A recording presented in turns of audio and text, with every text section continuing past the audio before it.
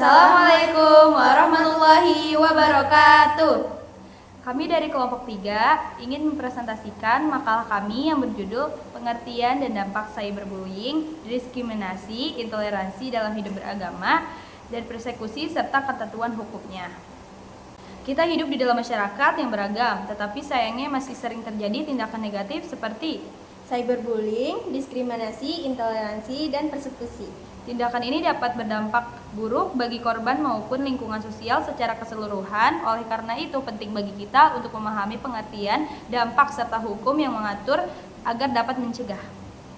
Pada pembahasan yang pertama yaitu cyberbullying. Cyberbullying yaitu perundungan yang dilakukan melalui media digital seperti penghinaan di media sosial atau penyebaran hoaks yang merugikan seseorang. Contohnya dapat mengakibatkan gangguan psikologis dan sosial bagi korban.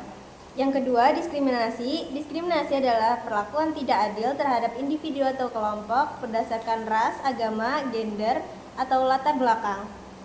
Contohnya seperti perbedaan upah berdasarkan gender atau penolakan layanan karena ras. Dan yang ketiga, intoleransi dalam hidup beragama, ketidakmauan menerima perbedaan keyakinan dan memaksakan pandangan sendiri. Contohnya melarang seseorang beribadah atau menyebarkan ujaran kebencian terhadap agama lain. Yang keempat yaitu persekusi. Persekusi adalah pemburuan, penindasan, atau penganiayaan terhadap seseorang karena pandangan atau identitasnya. Contohnya memaksakan seseorang meminta maaf secara paksa di media sosial atau melakukan kekerasan terhadap kelompok tertentu.